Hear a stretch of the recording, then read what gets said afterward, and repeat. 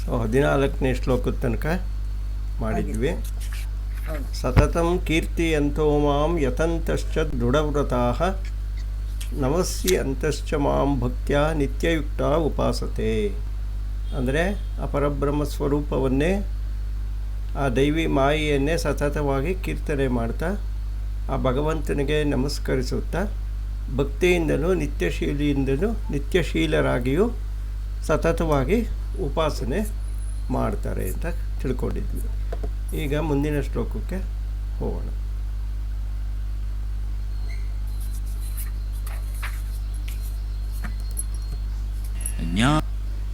ಜ್ಞಾನಯಜ್ಞೇನ ಚಾಪ್ಯನ್ಯೇ ಯಜಂತೋ ಮಾಮುಪಾಸತೆ ಏಕತ್ವೇನ ಪೃಥಕ್ತ್ವೇನ ಬಹುಧಾ ವಿಶ್ವತೋಮುಖಂ. ಈ ರೀತಿಯಲ್ಲಿ ಆ ಭಗವಂತನನ್ನು ಸತತವಾಗಿ ಚಿಂತನೆಯಲ್ಲಿರುವ, ಅವನನ್ನು ಆರಾಧಿಸುತ್ತಿರುವ ಜನರಲ್ಲಿ ಕೆಲವರೇನು ಮಾಡ್ತಾರೆ, ಜ್ಞಾನಯಜ್ಞೇನ ಚ, ಜ್ಞಾನಯಜ್ಞದಿಂದ ಭಗವಂತನನ್ನು ಆರಾಧಿಸ್ತಾರೆ ಅಥವಾ ಪೂಜೆಯನ್ನು ಮಾಡ್ತಾರೆ. ಜ್ಞಾನಯಜ್ಞ ಅಂದರೆ ಆ ಭಗವಂತ ಪರಬ್ರಹ್ಮ ಸ್ವರೂಪದಲ್ಲಿದ್ದಾನೆ, ಸತ್ಚಿತ್ ಆನಂದ ಸ್ವರೂಪದಲ್ಲಿದ್ದಾನೆ ಅಂತ ತಿಳ್ಕೊಂಡು ಅದರ ಜ್ಞಾನವನ್ನು ಸಂಪಾದನೆ ಮಾಡಿಕೊಂಡು ಅದರ ಮೂಲಕ ಆನಂದವನ್ನು ಅನುಭವಿಸುತ್ತಾ ಮಾಡುವುದೇ ಜ್ಞಾನಯಜ್ಞ. ಸೊ ಜ್ಞಾನಯಜ್ಞೇನ ಚ ಅಪಿ ಅನ್ಯೇ ಯಜಂತೋ ಮಾಂ ಉಪಾಸತೆ. ಹೀಗೆ ಜ್ಞಾನಯಜ್ಞದಲ್ಲಿ ಪೂಜೆ ಮಾಡ್ತಾ ಇರೋರು ಏನು ಮಾಡ್ತಾರೆ ಅಂದರೆ, ಆಗ್ತಾ ಇದೆ ಗುರುಜಿ, ಸರಿಯಾಗಿ ಬರ್ತಾ ಇದೆ. ಏನು ವಾಯ್ಸು ಕಟ್ ಆಗ್ತಾ ಇದೆ. ಹೌದಾ, ಕರೆಕ್ಟಾಗಿ ಬರ್ತಾ ಇದೆ. ನಿಮ್ಮ ಕಡೆ ಪ್ರಾಬ್ಲಮ್ ಸರಿಯಾಗಿ ಬರ್ತಾ ಇದೆ. ಸರಿ ಇದೆಯಾ? ಸರಿಯಾಗಿದೆ ಗುರುಗಳು. ಅವ್ರ ನೆಟ್ವರ್ಕ್ ಅಲ್ಲಿ ಏನು ಪ್ರಾಬ್ಲಮ್ ಇರಬಹುದು. Okay okay okay. ಸೊ ಜ್ಞಾನಯಜ್ಞೇನ ಚ ಅಪಿ ಅನ್ಯೇ ಯಜಂತೋ ಮಾಂ ಉಪಾಸತೆ. ಅಂದರೆ ಕೆಲವು ಜನಗಳು ಜ್ಞಾನಯಜ್ಞದ ಮೂಲಕವಾಗಿ, ಅಂದರೆ ಜ್ಞಾನವನ್ನು ಸಂಪಾದನೆ ಮಾಡಿಕೊಳ್ಳುವುದರ ಮೂಲಕವಾಗಿ ಅವರು ಆ ಭಗವಂತನನ್ನು ಆರಾಧನೆ ಅಥವಾ ಪೂಜೆಯನ್ನು ಮಾಡ್ತಾ ಇರ್ತಾರೆ. ಇನ್ನು ಕೆಲವರು ಏನು ಮಾಡ್ತಾ ಇರ್ತಾರೆ, ಉಪಾಸತೆ ಏಕತ್ವೇನ ಅಂದರೆ ಆ ಇರುವ ಭಗವಂತ ಒಬ್ಬನೇ, ಅವನು ಪರಬ್ರಹ್ಮ ಸ್ವರೂಪ ಅಂತ ಒಬ್ಬನೇ ಭಗವಂತನನ್ನು ಅವರು ಜ್ಞಾನಯಜ್ಞದ ಮೂಲಕ ಪೂಜೆಯನ್ನು ಮಾಡ್ತಾ ಇರ್ತಾರೆ. ಜ್ಞಾನಯಜ್ಞ ಅಂದರೆ ಈಗ ನಾವು ಮಾಡ್ತಾ ಇರುವಂತಹ ಭಗವದ್ಗೀತೆ, ಉಪನಿಷತ್ತು, ಬ್ರಹ್ಮಸೂತ್ರಗಳು ಇವುಗಳನ್ನೆಲ್ಲ ಓದಿ ಅದರಲ್ಲಿರ್ತಕ್ಕಂಥ ಜ್ಞಾನವನ್ನು ಅನುಷ್ಠಾನ ಮಾಡಿಕೊಳ್ಳೋದೇ ಜ್ಞಾನಯಜ್ಞ. ಅವರು ಏಕತ್ವೇನ, ಅವರಿಗೆ ಪರಬ್ರಹ್ಮ ಸ್ವರೂಪ ಒಂದೇ ನೋಡ್ತಾ ಇರ್ತಾರೆ. ಅವರು ಬೇರೆ ಯಾವ ಸ್ವರೂಪವನ್ನು ನೋಡೋದಿಲ್ಲ. ಅಂದರೆ ಬೇರೆ ಯಾವ ಅನ್ಯ ದೇವತೆಗಳ ಉಪಾಸನೆಯನ್ನು ಕೂಡ ಮಾಡುವುದಕ್ಕೆ ಹೋಗಲ್ಲ. ಇನ್ನು ಕೆಲವರು ಇರ್ತಾರೆ, ಅವರೇನು ಮಾಡ್ತಾರೆ, ಪೃಥಕ್ವೇನ ಬಹುತೋ ವಿಶ್ವತೋ ಮುಖಂ. ಪೃಥಕ್ವೇನ ಅಂದರೆ ಆ ಇರುವ ಪರಬ್ರಹ್ಮ ಸ್ವರೂಪವನ್ನೇ ಅನೇಕ ಬೇರೆ ಬೇರೆ ದೇವತೆಗಳ ರೂಪದಲ್ಲಿ ನೋಡ್ತಾರೆ. ವಿಷ್ಣು, ಶಿವ ಅಂತನೋ, ಗಣಪತಿ, ಈ ರೀತಿ ನಾನಾ ರೀತಿ ದೇವತೆಗಳು, ಕೋಟಿ ದೇವತೆಗಳಿದಾರಲ್ಲ, ಅವರ ರೂಪದಲ್ಲಿ ಆ ಪರಬ್ರಹ್ಮ ವಸ್ತುವನ್ನೇ ನೋಡ್ತಾರೆ. ಅವರು ಅದನ್ನೇ ನೋಡೋದು. ಆದರೆ ಅವರು ಏಕತ್ವೇನ, ಒಂದೇ ರೂಪದಲ್ಲಿ ನೋಡಲ್ಲ, ಬೇರೆ ಬೇರೆ ವಿಧವಾದ ರೂಪಗಳಲ್ಲಿ ಅವರು ದೇವತೆಗಳ ರೂಪದಲ್ಲಿ ನೋಡ್ತಾರೆ. ಮತ್ತು ಆ ದೇವತೆಗಳನ್ನು ಅವರು ಉಪಾಸನೆ ಅಥವಾ ಪೂಜೆಯನ್ನು ಮಾಡ್ತಾ ಇರ್ತಾರೆ. ಹಾಗಾಗ್ಬಿಟ್ಟು ಇಲ್ಲಿ ಇಬ್ಬರು ವಿಧವಾದ ಭಕ್ತರನ್ನು ಶ್ರೀಕೃಷ್ಣ ನಮಗೆ ಹೇಳ್ತಾ ಇದ್ದಾರೆ. ಒಬ್ಬರು ಜ್ಞಾನಯಜ್ಞದ ಮೂಲಕವಾಗಿ ಪರಬ್ರಹ್ಮ ಸ್ವರೂಪವನ್ನು ಪೂಜೆ ಮಾಡೋರು, ಇನ್ನು ಭಕ್ತಿಯಿಂದ ದೇವತಾ ವಿಗ್ರಹಗಳನ್ನು ಇಟ್ಕೊಂಡು ದೇವತೆಗಳನ್ನು ಪೂಜೆ ಮಾಡುವಂತಹ ಇನ್ನು ಕೆಲವರು. ಈ ರೀತಿಯಲ್ಲಿ ಎರಡು ರೀತಿಯ ಶ್ರದ್ಧೆಗಳನ್ನು ನಾವು ಕೂಡ ಇವೆಲ್ಲ ಕಡೆ ನೋಡ್ತಾ ಇರ್ತೀವಿ.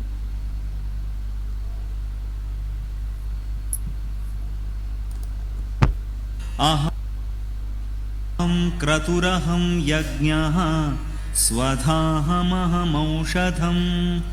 ಮಂತ್ರೋಹಮಹಮೇವಾಜ್ಯಂ ಅಹಮಗ್ನಿರಹಂ ಹುತಂ. ಈ ರೀತಿಯಲ್ಲಿ ಎರಡು ರೀತಿಯ ಭಕ್ತರು ಭಗವಂತನನ್ನು ಉಪಾಸನೆ ಮಾಡ್ತಾ ಇದ್ದಾರೆ ಅಂತ ಹೇಳಿದ್ನಲ್ಲ.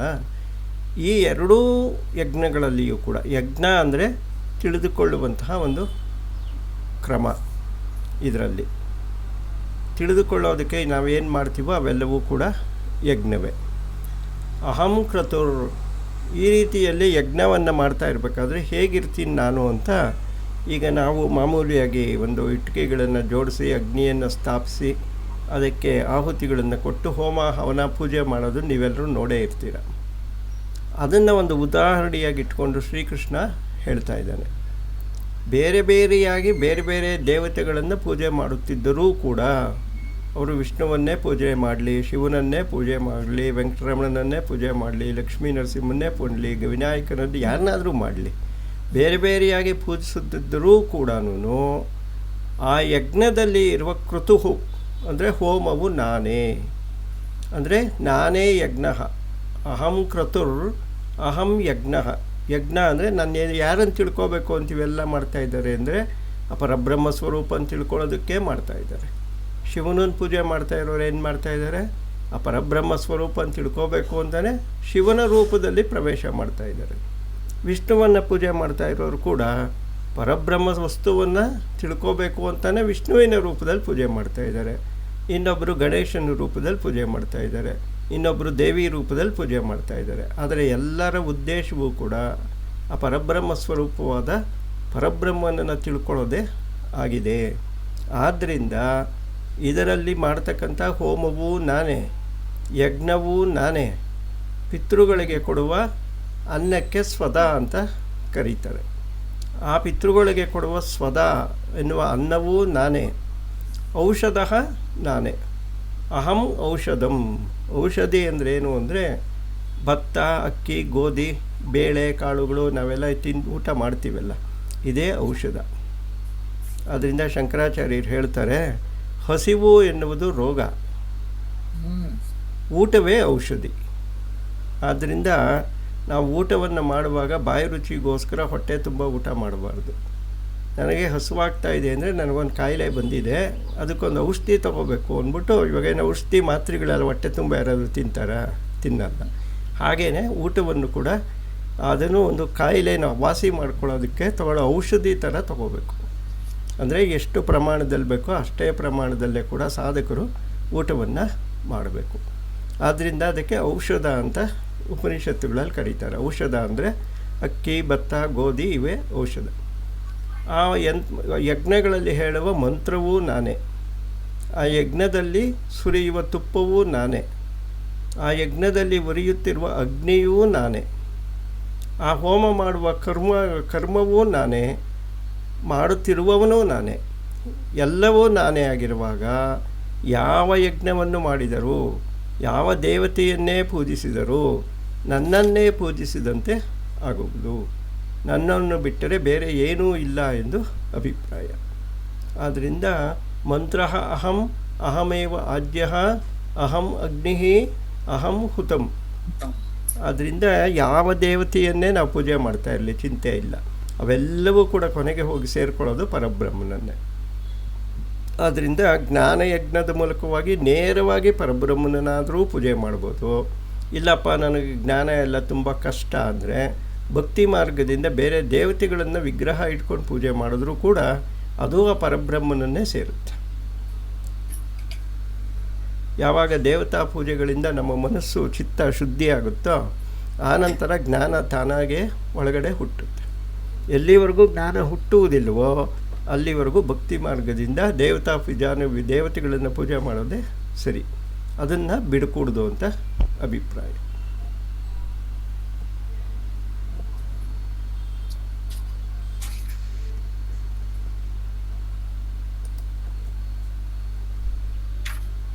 पिताहमस्य जगतो माता धाता पितामहः वेद्यं पवित्रमोङ्कार ऋक्सामयजुरेव च. ಇಲ್ಲಿ ಪರಬ್ರಹ್ಮ ಸ್ವರೂಪವನ್ನು ಶ್ರೀಕೃಷ್ಣ ಮತ್ತೆ ಮತ್ತೆ ವಿವರಿಸಿ ಹೇಳ್ತಾ ಇದ್ದಾನೆ.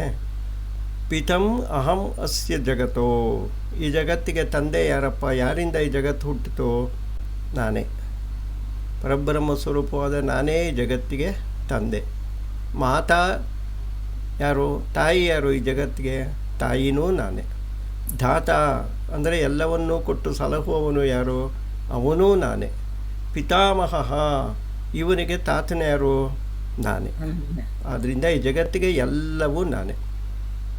ಈ ಬೇರೆ ಮನುಷ್ಯ ಲೋಕದಲ್ಲಾದರೆ ಒಂದು ಜೀವ ಭೂಲೋಕಕ್ಕೆ ಬರಬೇಕು ಅಂದರೆ ತಂದೆ ತಾಯಿ ಇಬ್ಬರೂ ಇರಬೇಕು. ಒಂದು ಗಂಡು ಒಂದು ಹೆಣ್ಣು ಇದ್ದರೆ ಒಂದು ಸಂತಾನೋತ್ಪತ್ತಿ ಆಗುತ್ತೆ. ಹಾಗಾದರೆ ಭಗವಂತನಲ್ಲಿ ಹೇಗಾಗುತ್ತೆ ಅಂದರೆ ಅವನಿಗೆ ಎರಡನೇ ವಸ್ತು ಬೇಕಾಗೇ ಇಲ್ಲ. ಅವನು ತನ್ನಿಂದ ತಾನೇ ಕೂಡ ಉತ್ಪತ್ತಿಯನ್ನು ಮಾಡ್ಕೋತಾನೆ. ಹೇಗೆ ಈ ಜೇಡರ ಹುಳು ತನ್ನ ಬಾಯಿಂದ ಜೊಲ್ಲು ಸುರಿಸ್ತಾ ಬಲೆ ಕಟ್ತಾ ಇರುತ್ತೆ, ಅದಕ್ಕೆ ಎರಡನೇ ವಸ್ತುವೇ ಬೇಡ. ಅದು ತನ್ನ ದೇಹದಿಂದ ತನ್ನನ್ನು ತಾನೇ ಉತ್ಪತ್ತಿ ಮಾಡ್ಕೊಂಡು ಈಚೆಗೆ ಬರುತ್ತೆ. ಆ ರೀತಿಯಲ್ಲೇ ಭಗವಂತ ಒಬ್ಬನೇ ಎಲ್ಲವನ್ನೂ ಸೃಷ್ಟಿ ಮಾಡಿದ್ದಾನೆ. ಪಿತಾ ಅಹಮಸ್ಯ, ನಾನೇ ತಂದೆ, ನಾನೇ ತಾಯಿ, ಈ ಜಗತ್ತನ್ನು ಸಾಕ್ತಾ ಇರೋನು ನಾನೇ. ಪಿತಾಮಹ, ಈ ಜಗತ್ತಿಗೆ ಅಜ್ಜನೂ ನಾನೇ. ಆದ್ದರಿಂದ ಈ ಜಗತ್ತಿಗೆ ಸೃಷ್ಟಿಕರ್ತನು ಆ ಪರಬ್ರಹ್ಮ ಸ್ವರೂಪನಾದ ಒಬ್ಬನೇ. ಯಾವ ದೇವತೆಗಳನ್ನು ಪೂಜೆ ಮಾಡಿದ್ರೂ ಕೂಡ ಕೊನೆಗೆ ಹೋಗಿ ಸೇರೋದು ಅವನಿಗೆ. ವೇದ್ಯಂ ಪವಿತ್ರಂ ಓಂಕಾರ. ವೇದ್ಯಂ ಪವಿತ್ರಂ ಓಂಕಾರ ಋಕ್ಸಾಮ ಯಜುರ್ವೇವಚ. ಈಗ ಋಗ್ವೇದ, ಯಜುರ್ವೇದ, ಸಾಮವೇದ, ಅಥರ್ವಣ ವೇದ, ಈ ರೀತಿ ವೇದಾಧ್ಯಯನಗಳಿಂದ ಮಾಡಿ ಏನು ತಿಳ್ಕೋಬೇಕು ನಾವು ಅಂದರೆ ಯಾವುದನ್ನು ತಿಳ್ಕೋಬೇಕೋ ಅವನೂ ನಾನೇ. ಆದ್ದರಿಂದ ಯಾವುದಕ್ಕೋಸ್ಕರ ನಾವು ಇವೆಲ್ಲ ಕಷ್ಟಪಡ್ತಾ ಇದ್ದೀವೋ, ಏನನ್ನು ತಿಳ್ಕೋಬೇಕು ಅಂತ ಆಧ್ಯಾತ್ಮದಲ್ಲಿ ಸಾಧನೆ ಮಾಡ್ತಾಯಿದ್ದೀವೋ ಆ ಒಂದು ಗುರಿಯೂ ಕೂಡ ಆ ಪರಬ್ರಹ್ಮನೇ. ಈ ವೇದಗಳಲ್ಲಿ ಹೇಳಿರುವ ಓಂಕಾರ ಇದೆಯಲ್ಲ, ಪವಿತ್ರವಾದ ಓಂಕಾರ, ಆ ಓಂಕಾರವೂ ನಾನೇ. 4 ವೇದಗಳೂ ನಾನೇ. ಆದ್ದರಿಂದ ಭಗವಂತನನ್ನು ಬಿಟ್ಟರೆ ಇನ್ನೇನು ಇಲ್ಲ ಅಂತ ನಮ್ಮ ಮನಸ್ಸಿಗೆ ಬರಲಿ ಅಂತ ಇಷ್ಟೆಲ್ಲ ವಿಧವಾಗಿ ಶ್ರೀಕೃಷ್ಣ ಅರ್ಜುನನಿಗೆ ಹೇಳ್ತಾ ಇದ್ದಾನೆ.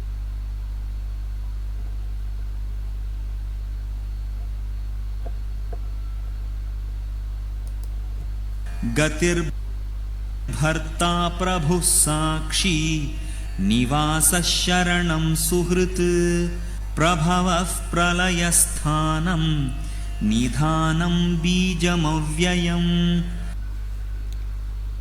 ಗತಿರ್ಭರ್ತ, ಈ ಜಗತ್ತಿಗೆ ಗತಿ ಅಂದರೆ ಆಧಾರ. ಗತಿ ಎನ್ನುವ ಪದಕ್ಕೆ ಆಧಾರ ಅಂತ ಅರ್ಥ. ನಿಮಗೇನು ಯಾರೂ ಗತಿ ಇಲ್ವಾ ಅಂದರೆ ನಿಮಗೆ ಯಾರು ಆಧಾರ ಇಲ್ವಾ ಅನ್ನೋ ಥರ ಅರ್ಥ ಬರುತ್ತದು. ಆದ್ದರಿಂದ ಗತಿ ಅಂದರೆ ಆಧಾರ. ಈ ಜಗತ್ತು ಈ ನಿಂತ್ಕೊಂಡಿರಬೇಕು ಅಂದರೆ ಏನೋ ಒಂದು ಆಧಾರ ಇರಬೇಕಲ್ಲ. ಇವನ ಭೂಮಿ ಮೇಲಾದರೂ ನಿಂತಿರಬೇಕು, ಕುರ್ಚಿ ಮೇಲಾದರೂ ಕೂತಿರಬೇಕು, ಕಾಲ ಮೇಲಾದರೂ ನಿಂತಿರಬೇಕು. ಏನೋ ಒಂದು ಆಧಾರ ಇದ್ದರೆ ಈ ಜಗತ್ತು ನಿಂತಿರೋದು, ನಡೆಯೋದು. ಹಾಗಾದರೆ ಈ ಜಗತ್ತು ಯಾವುದ್ರ ಮೇಲೆ ನಿಂತಿದೆ, ಯಾವುದರಿಂದ ನಡೀತಾ ಇದೆ ಅಂದರೆ ಆ ಪರಬ್ರಹ್ಮ ಸ್ವರೂಪವೇ ಈ ಜಗತ್ತಿಗೆ ಆಧಾರ. ಭರ್ತ ಅಂದರೆ ಪೋಷಕರು.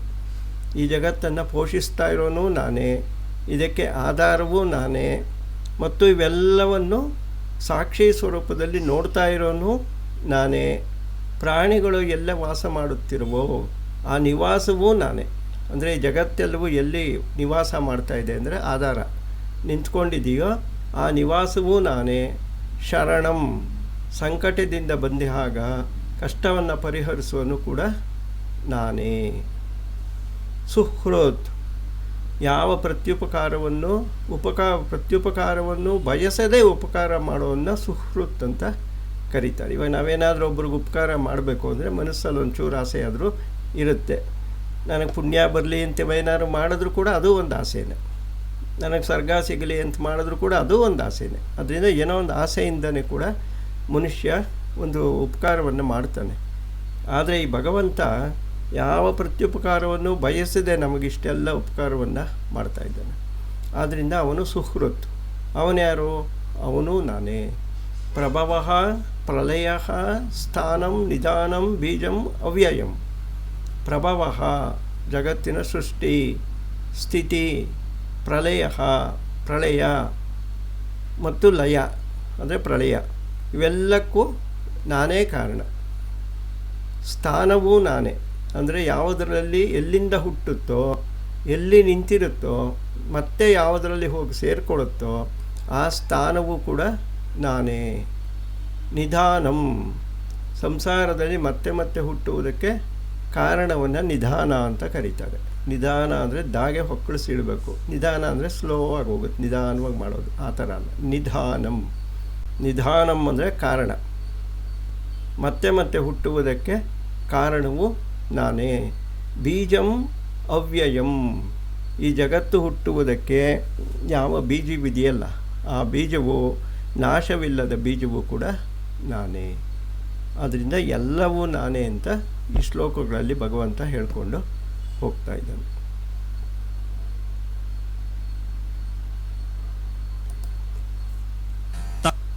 ತಪಾಮ್ಯಹಮಹಂ ವರ್ಷಂ ನಿಗೃಹ್ಣಾಮ್ಯುತ್ಸೃಜಾಮಿ ಚ ಅಮೃತಂ ಚೈವ ಮೃತ್ಯುಶ್ಚ ಸದಸಚ್ಚಾಹಮರ್ಜುನ.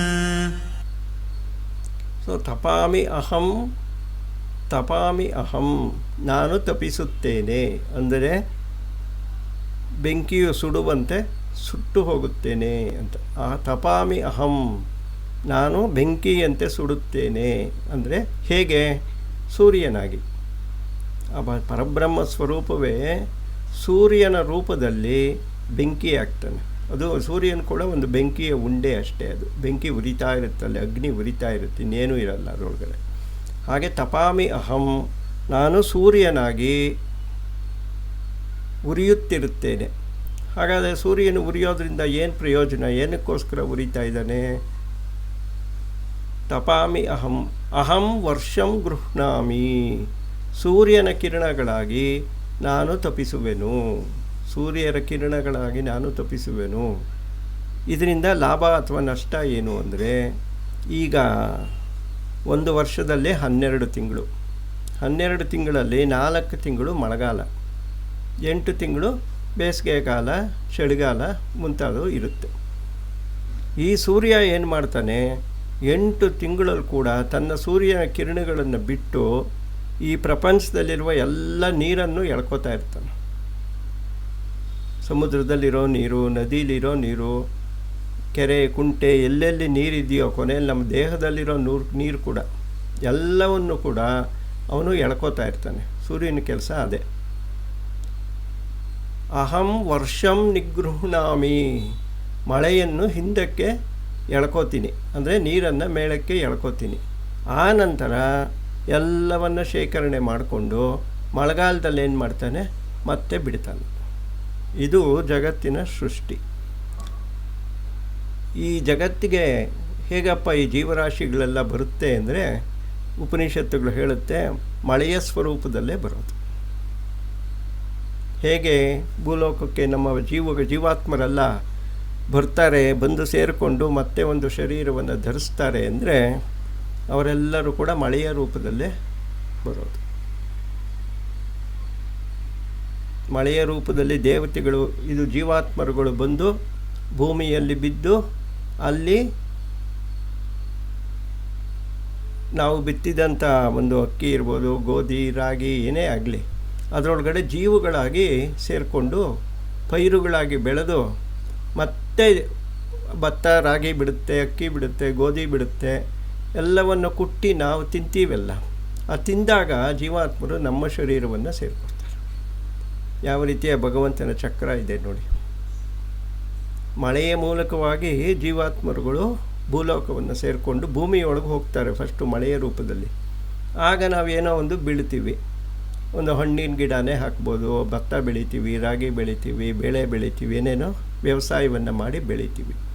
ಆ ಜೀವಾತ್ಮರುಗಳು ಭೂಮಿಯಲ್ಲಿ ಸೇರಿಕೊಂಡು ಆ ಒಂದು ಬೀಜಗಳನ್ನು ಸೇರ್ಕೋತಾರೆ. ಭತ್ತವನ್ನು ಸೇರ್ಕೋತಾರೆ, ರಾಗಿಯನ್ನು ಸೇರ್ಕೋತಾರೆ, ಗೋಧಿಯನ್ನು ಸೇರ್ಕೋತಾರೆ, ತರಕಾರಿನ ಸೇರ್ಕೋತಾರೆ.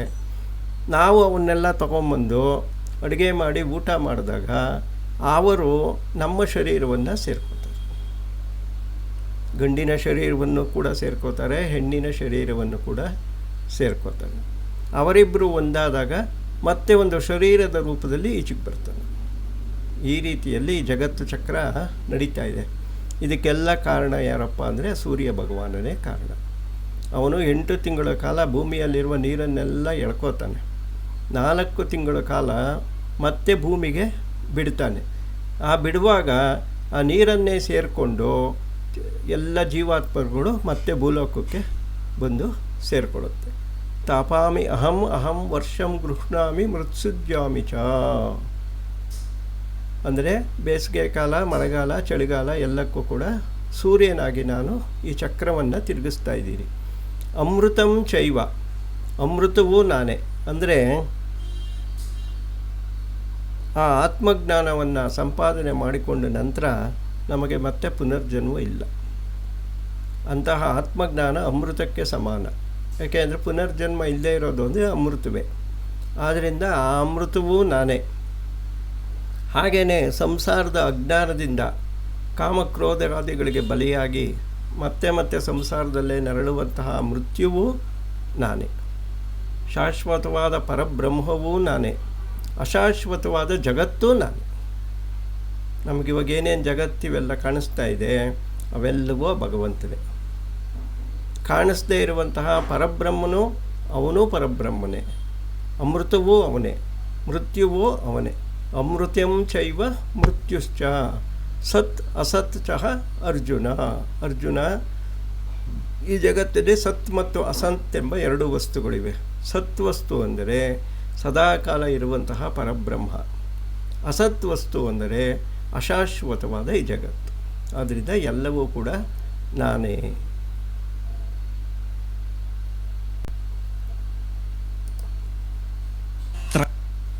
ತ್ರೈವಿದ್ಯಾಮಾಂ ಸೋಮಪಾಃ ಪೂತಪಾಪಾ ಯಜ್ಞೈರಿಷ್ಟ್ವಾ ಸ್ವರ್ಗತಿಂ ಪ್ರಾರ್ಥಯಂತೆ ತೇ ಪುಣ್ಯಮಾಸಾದ್ಯ ಸುರೇಂದ್ರಲೋಕಂ ಅಶ್ನಂತಿ ದಿವ್ಯಾನ್ ದಿವಿ ದೇವ ಭೋಗಾನ್. ಈಗ ಮೊನ್ನೆ ಇದು ಕಳೆದ ಶ್ಲೋಕಗಳಲ್ಲಿ ಹೇಳಿರೋ ಥರ ಕೆಲವರು ಜ್ಞಾನ ಯಜ್ಞವನ್ನು ಮಾಡ್ತಾರೆ, ಕೆಲವರು ಅನ್ಯ ದೇವತಾ ಯಜ್ಞಗಳನ್ನು ಮಾಡ್ತಾರೆ ಅಂತ ತಿಳ್ಕೊಂಡ್ವಿ. ಇದರಲ್ಲಿ ತ್ರೈವಿದ್ಯಾಮಾಂ ಸೋಮಪಾಹ ಪೂತಪಾಪ ಅಂದರೆ ತ್ರೈವಿದ್ಯ ಅಂದರೆ ತ್ರಿಗುಣಾತ್ಮಕವಾದ ಮಾಯೆ. ಸತ್ವ ರಜಸ್ ತಮಸ್ 3 ಗುಣಗಳಿಂದ ಸೇರಿರುವ ಮಾಯೆ.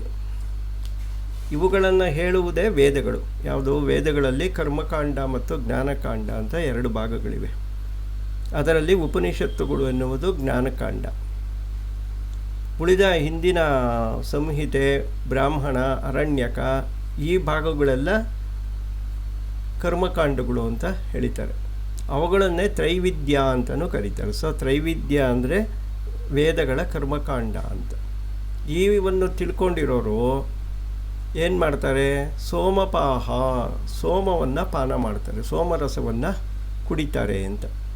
ಸೋಮರಸ ಅಂದರೆ ಈಗ ಒಂದು ಆಧ್ಯಾತ್ಮಿಕ ಸಾಧನೆ ಅಂದರೆ ಇದರಲ್ಲಿ ಉಪನಿಷತ್ತುಗಳನ್ನು ಬಿಟ್ಟರೆ ಪೂಜೆಗಳು, ಪುನಸ್ಕಾರಗಳು, ಯಜ್ಞಗಳು, ಯಾಗಗಳು ಇವುಗಳನ್ನು ಶ್ರೌತ ಮತ್ತು ಸ್ಮಾರ್ತ ಕರ್ಮಗಳು ಅಂತ ಕರೀತಾರೆ. ಇವುಗಳಲ್ಲೇ ನಿರತರಾದವರು ಕರ್ಮದಲ್ಲೇ ಆಸಕ್ತಿ, ಅವರಿಗೆ ಮೋಕ್ಷದಲ್ಲೇ ಆಸಕ್ತಿ ಇಲ್ಲ. ಅವರಿಗೆ ಕರ್ಮವನ್ನು ಮಾಡಬೇಕು, ಸ್ವರ್ಗವನ್ನು ಸೇರಬೇಕು, ಸ್ವರ್ಗ ಸುಖವನ್ನು ಅನುಭವಿಸಬೇಕು, ಈ ರೀತಿಯಲ್ಲಿ ಯೋಚನೆ ಮಾಡ್ತಾ ಇರೋರು ಅವರು ತ್ರೈವಿದ್ಯ ಅದನ್ನು ವಿದ್ಯೆಯನ್ನು ಕಲ್ತ್ಕೊಂಡಿರ್ತಾರೆ. ಅವರೇನು ಮಾಡ್ತಾರೆ? ಆ ರೀತಿಯಲ್ಲಿ ಯಜ್ಞಯಾಗಾದಿಗಳನ್ನು ಮಾಡುವಾಗ ಸೋಮರಸ ಸಿಗುತ್ತೆ. ಸೋಮರಸ ಎಲ್ಲಿ ಸಿಗುತ್ತೆ? ನಮ್ಮ ಮನಸ್ಸಿನಲ್ಲೇ, ನಮ್ಮ ಮೆದುಳಲ್ಲೇ ಉತ್ಪತ್ತಿಯಾಗುತ್ತದು. ಅದನ್ನು ಪಾನ ಮಾಡಿದಾಗ ಏನಾಗುತ್ತೆ ಅಂದರೆ ಪಾಪಗಳು ಕಳೆದೋಗುತ್ತೆ. ಅಂದರೆ ಈ ಜನ್ಮದಲ್ಲಿ ಏನೇನೋ ಪಾಪಗಳು ಮಾಡಿರ್ತೀವಲ್ಲ, ಯಾವುದು? ಸಂಚಿತ ಮತ್ತು ಆಗಾಮಿ, ಪ್ರಾರಬ್ಧ ಅಲ್ಲ. ಸಂಚಿತ ಮತ್ತು ಆಗಾಮಿ ಕರ್ಮಗಳನ್ನು ನಾವು ಈ ರೀತಿಯ ಯಜ್ಞಯಾಗಾದಿಗಳಿಂದಲೂ, ಕರ್ಮಗಳಿಂದಲೂ, ದಾನಗಳಿಂದಲೂ ಮತ್ತು ದೇವತಾ ಪೂಜೆಗಳಿಂದಲೂ ಖಂಡಿತವಾಗಿಯೂ ಕಳ್ಕೋಬೋದು. ಇವುಗಳನ್ನು ಕಳ್ಕೊಂಡ ಮೇಲೆ ನಮಗೆ ಬೇಕಾದಷ್ಟು ಪುಣ್ಯ ಸಿಗುತ್ತೆ. ಆ ಪುಣ್ಯದ ಫಲವಾಗಿ ಏನು ಮಾಡ್ತಾರೆ? ಸ್ವರ್ಗವನ್ನೇ ಪ್ರಾರ್ಥನೆ ಮಾಡ್ತಾರೆ. ಅವರು ಮೋಕ್ಷವನ್ನು ಪ್ರಾರ್ಥನೆ ಮಾಡೋದಿಲ್ಲ. ಭಗವಂತ ನನಗೆ ಸ್ವರ್ಗವನ್ನು ಕರುಣಿಸು ಅಂತ ಆ ಒಂದು ಸ್ವರ್ಗವನ್ನು ಕುರಿತು ಪ್ರಾರ್ಥನೆ ಮಾಡ್ತಾರೆ. ಅವರ ಆಯುಸ್ಸು ಮುಗಿಯುತ್ತೆ. ಮುಗಿದ ಮೇಲೆ ಏನಾಗುತ್ತೆ? ಅವರ ಪುಣ್ಯದ ಫಲವಾಗಿ ಅವರಿಗೆ ಸ್ವರ್ಗವಾದ ಇಂದ್ರಲೋಕವೇ ಸಿಗುತ್ತೆ. ಇಂದ್ರಲೋಕದಲ್ಲಿ ಏನಾಗುತ್ತೆ? ಬೇಕಾದಷ್ಟು ಭೋಗಗಳಿರುತ್ತೆ. ಆ ಭೋಗಗಳನ್ನೆಲ್ಲ ಅಲ್ಲಿ ಅವರು ಅನುಭವಿಸ್ತಾರೆ ಅಂತ ಇಲ್ಲಿ ಹೇಳ್ತಾ ಇದ್ದಾರೆ. ತ್ರೈವಿದ್ಯಾಮಾಂ ಸೋಮಪಾಹ ಪೂತಪಾಪ ಯಜ್ಞೈರಿಷ್ಟ್ವಾ ಸ್ವರ್ಗತಿಂ ಪ್ರಾರ್ಥಯಂತೆ ತೇ ಪುಣ್ಯಂ ಆಸಾದ್ಯ ಸುರೇಂದ್ರಲೋಕಂ ಅಶ್ನಂತಿ. ಸುರೇಂದ್ರಲೋಕವನ್ನು ಹೋಗಿ ಸೇರ್ಕೋತಾರೆ. ದಿವ್ಯಾನ್ ದಿವಿ ದೇವಭೋಗಾನ್, ದಿವ್ಯವಾದ ದೇವಭೋಗಗಳನ್ನು ಅವರು ಅನುಭವಿಸ್ತಾರೆ. ಸರಿ, ಆಮೇಲೆ ಮುಂದೆ ಏನಾಗುತ್ತೆ?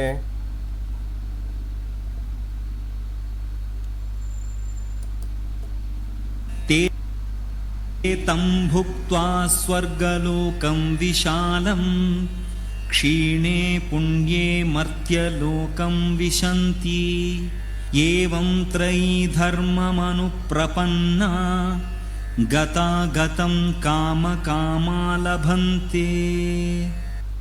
ಸರಿ, ಬೇಕಾದಷ್ಟು ಯಜ್ಞಗಳನ್ನು, ಯಾಗಾದಿಗಳನ್ನು, ಪೂಜೆಗಳನ್ನು, ದಾನ ಧರ್ಮಗಳನ್ನು ಮಾಡಿ ಪುಣ್ಯವನ್ನು ಸಂಪಾದಿಸಿ ಆ ಪುಣ್ಯದ ಫಲವಾಗಿ ಸ್ವರ್ಗಲೋಕವನ್ನು ಸೇರ್ಕೋತಾರೆ. ಸ್ವರ್ಗಲೋಕದಲ್ಲಿ ದಿವಿದೇವ ಭೋಗ, ದಿವ್ಯವಾದ ದೈವಭೋಗಗಳನ್ನು ಅನುಭವಿಸ್ತಾರೆ. ಆನಂತರ ಏನಾಗುತ್ತೆ? ಕ್ಷೀಣೆ ಪುಣ್ಯೇ, ಆ ಪುಣ್ಯ ಎಷ್ಟೋ ಮಾಡಿರ್ತಾರೆ, 100 ರೂಪಾಯಿದೋ 200 ರೂಪಾಯಿದೋ 300 ರೂಪಾಯಿದೋ ಮಾಡ್ಕೊಂಡಿರ್ತಾರೆ. ಎಲ್ಲ ಖಾಲಿ ಆಗುತ್ತೆ, ಖರ್ಚು ಮಾಡಿಬಿಡ್ತಾರೆ. ಅಲ್ಲಿ ಖರ್ಚಾದ ತಕ್ಷಣನೇ ಸ್ವರ್ಗಲೋಕದಿಂದ ತಪ್ಪಂತ ಕೆಳಗಡೆ ಭೂಲೋಕಕ್ಕೆ ಬೀಳ್ತಾರೆ. ಬಿದ್ದ ಮೇಲೆ ಏನಾಗುತ್ತೆ?